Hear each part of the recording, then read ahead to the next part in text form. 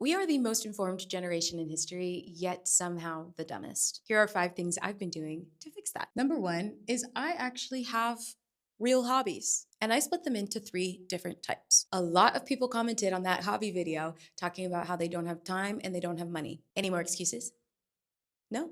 Okay, moving on. I have a free hobby, what I call a coffee money hobby, and an investment hobby. My free hobby is reading. My friend and I lead a book club where we typically read nonfiction books. I'm also always reading a fiction book. That book typically comes with me on the metro and is the one that I read before I go to bed. What I call my coffee money hobby is really just me making a small sacrifice within my monthly budget, and that funds my coffee money hobby, which is crocheting. And thirdly, an investment hobby. That is actually something where I have to invest in it. I am going to buy a DJ set. I'm going to buy it secondhand, and that is my fall hobby. When you practice a skill, you are strengthening your brain's wiring. Having hobbies increases neuroplasticity, the brain's ability to form new connections, and improves long-term memory and problem solving. And say it with me, scrolling is not a hobby. Number 2, I research everything. For example, I went and saw Tron last night. Tonight, I am doing a deep dive on the sound engineers. The soundtrack was incredible. I want to understand how many people did it actually take to be able to create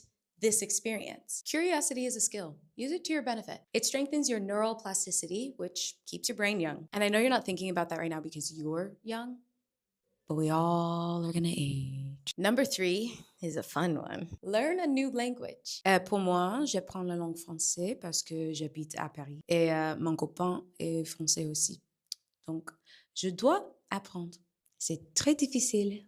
C'est très, très difficile. But you don't have to live in a different country to learn a new language. Learning a new language activates multiple different regions within your brain. It improves your memory and it protects against cognitive decline. Plus, it is so humbling. Number 4, I have hacked my life to slow down a little bit. We live in a world that rewards urgency. So I've built boundaries in my life that actually force me to slow down. One of those boundaries means no phone in the first and last hours of my day. You have seen my Time to Thrive time block on Opal, and this is what allows me to do things in the morning before work and after work. I do things that bring me joy in little doses, and what that does is it completely resets my baseline, and I actually start feeling pleasure in the simple things instead of always urgently searching for dopamine. And number 5, not a brain thing, but a physical thing. I go for 10K steps a day, and I do not skip breakfast. Exercise increases blood flow to the brain and boosts something called the BDNF, brain-derived neurotrophic factor, which is like miracle grow for your neurons. I also start every single day with a high protein breakfast. It stabilizes your cortisol and your blood sugar levels, and it gives your brain exactly what it needs to really, truly think clearly. Your morning coffee does not count as breakfast. Your brain deserves better than that. These are the things that actually make me smarter.